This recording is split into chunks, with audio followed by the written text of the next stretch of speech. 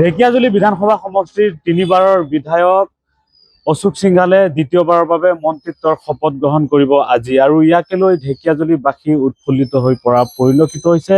ঢেকিয়াজুলি বিধানসভা সমষ্টিৰ তিনিবাৰৰ বিধায়ক প্ৰাক্তন মন্ত্ৰী অশোক সিংঘালে দ্বিতীয়বাৰৰ বাবে মন্ত্ৰিত্বৰ শপত গ্ৰহণ কৰিব আজি। কি ক'ব, দ্বিতীয়বাৰৰ বাবে মন্ত্ৰিত্বৰ শপত গ্ৰহণ কৰিব অশোক সিংঘালে? হয়, আমি ঢেকিয়াজুলিবাসী হিচাপে অতি গৌৰৱান্বিত অনুভৱ কৰিছোঁ, কিয়নো যোৱাটো 5 বছৰ কাৰ্যকালত তেওঁৰ যিসকল কাম তেওঁ হাতত লৈছিলে, তেওঁ একমাত্ৰ মন্ত্ৰী আছিলে যে নিজৰ ফাইলখিনি কমপ্লিট কৰি তেওঁৰ কাৰ্যকালো সম্পূৰ্ণ হৈছে। তেওঁৰ কাৰ্যকালৰ লগত তেওঁৰ কামখিনিও অতি সুন্দৰকৈ সম্পন্ন কৰিছে, য'ত কোনো অভিযোগ নাছিলে। আৰু সেই গতিকে আমি মাননীয় মুখ্যমন্ত্ৰী মহোদয়ক ধন্যবাদ জনাব খুজিছোঁ যে আমাৰ ঢেকিয়াজুলি সমষ্টিৰ পৰা নেতৃত্ব দিয়া ইয়াৰ পৰা এজন বিধায়ক আপুনি নিৰ্বাচিত কৰি আমাক যে গৌৰৱ অনুভৱ কৰাইছে, তাৰ বাবে মুখ্যমন্ত্ৰী মহোদয়ক ধন্যবাদ জনাইছোঁ।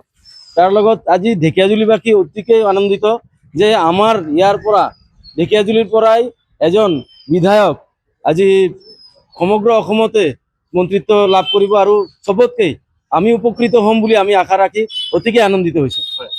স্থানীয় লোক আছে, কি ক'ব? পোনপ্ৰথমতে মই অশোক সিংঘাল ডাঙৰীয়াক শুভেচ্ছা জনালোঁ আৰু বহুত ভাল লাগিছে, তেখেতে বহুতো উন্নয়নৰ কাম কৰিছে আৰু বিশেষ একো গৌৰৱ অনুভৱটো বিশেষকৈ আমি কৰিছোঁৱে যে তেখেতে ইমান বছৰ ধৰি আমাৰ অসুবিধা তেওঁ গোটেইখিনি সুবিধা কৰি দিছে। ইমানেই কৈ মই ধন্যবাদ।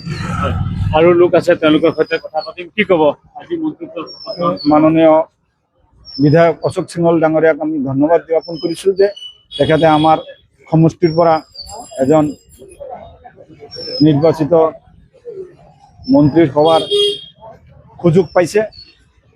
সেইকাৰণে আমি গৌৰৱ অনুভৱ কৰিছোঁ। তেখেতে আমাৰ ঢেকিয়াজুলিৰ কাৰণে বহুতখিনি উন্নত কাম কৰিছে, আমি সবেই গৌৰৱ অনুভৱ কৰি আছোঁ। কি ক'ব?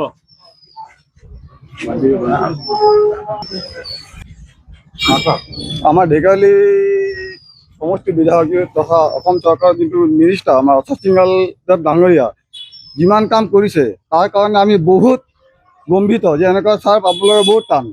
আৰু অনাগত দিনত যি কাম কৰে তাতকৈ এইবাৰ যি কাম কৰিব 3 গুণ কাম কৰিব বুলি আমি আশা কৰিছোঁ।